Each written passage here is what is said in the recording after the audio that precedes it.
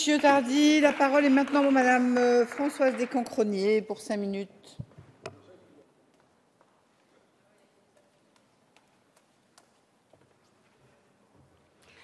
Madame la Présidente, Monsieur le Ministre, Monsieur le Président de la Commission, Madame la rapporteure, mes chers collègues, l'initiative parlementaire que nous étudions ce soir répond intelligemment aux nécessités de notre époque, à la fois par le sujet traité, mais aussi par la méthode qu'elle propose. Et je salue le travail de notre rapporteur Frédéric Massa.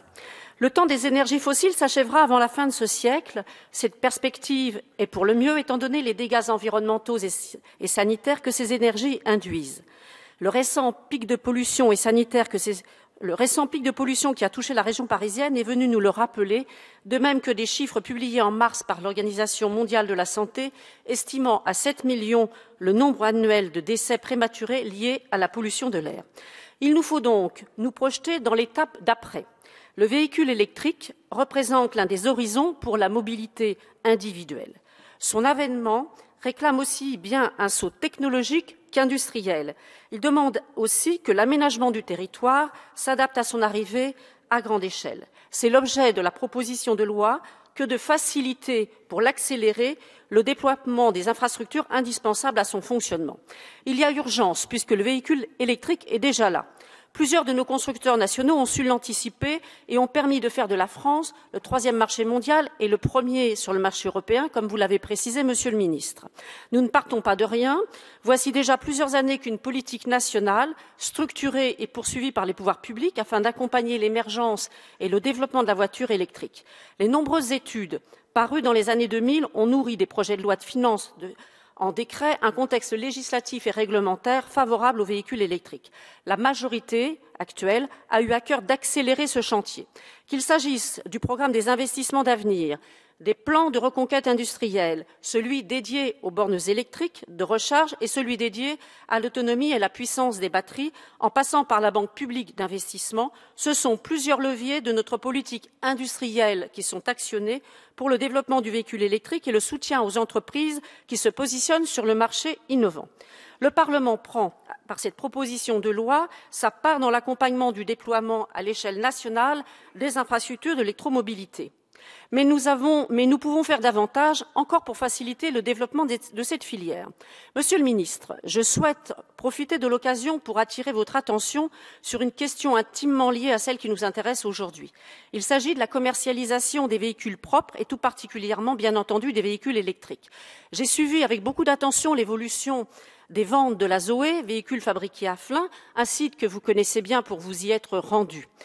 Vous avez rappelé, Monsieur le Ministre, que le bonus écologique a été consolidé à 6 300 € et je salue cette mesure importante. Mais un décret récent du 30 octobre 2013, modifiant un précédent texte de 2007, instituant une aide à l'acquisition des véhicules propres, est venu semer le trouble en distordant les aides à l'acquisition de véhicules électriques. Ainsi, en fonction effectivement des modes de commercialisation, les aides peuvent désormais varier de 3 000 € entre l'achat au comptant ou à crédit, la location à moins de 2 ans, la location de longue durée ou la location avec option d'achat. L'impact est avéré puisque, à la mi-avril, le comité des constructeurs français d'automobiles estimait ainsi à 32% la baisse en termes de ventes sur les 3 derniers mois.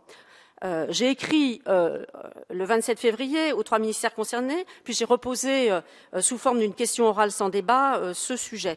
Je sais, Monsieur le Ministre, que vous êtes informé de cette situation difficile posée par ce texte et de votre engagement à obtenir une solution, parce que vous l'avez aussi précisé en commission des affaires économiques le 15 avril dernier. Je tenais néanmoins à réitérer toute la vigilance des parlementaires soucieux de voir ce problème résolu. C'est par nos efforts conjoints, aussi bien du côté des pouvoirs publics que celui des acteurs privés et citoyens, que nous parviendrons collectivement à réussir la transition majeure de la voiture électrique. Et à cet égard, il faut se réjouir que cette proposition de loi fasse le pari des intelligences et des énergies locales. Il ne s'agit pas d'un texte centralisateur, bien au contraire. La proposition de loi laisse en effet les acteurs locaux s'emparer du sujet de la modernisation de leur territoire, tout en prévoyant que l'État, soit directement, soit par l'intermédiaire d'un opérateur, vienne se substituer en cas de carence, en cas de maillage manquant, et ainsi permettre de réduire la fracture territoriale.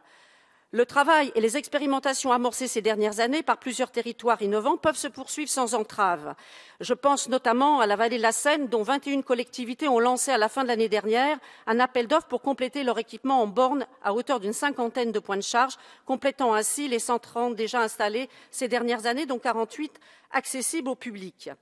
Donc je pense que l'État est là dans son rôle stratège par le biais de l'aménagement au profit de notre industrie, de notre environnement et de la modernisation de nos territoires. Et je me permettrai, Madame la Présidente, encore quelques secondes pour préciser qu'en tant que membre de la Commission des lois, toute ma satisfaction quant au caractère concis de ce texte qui est aujourd'hui soumis, alors que nos lois sont plutôt bavardes, eh bien, comme le souligne le Conseil d'État depuis 1991 et comme l'a souligné le président de l'Assemblée nationale le 2 octobre, en souhaitant que nous définissions une nouvelle stratégie pour mieux légiférer, eh bien, cette proposition de loi qui est très courte a le mérite de s'inscrire dans un effort de meilleure qualité de la loi. J'appelle donc tous mes collègues, bien sûr, à voter pour cette proposition de loi et je vous remercie. Merci.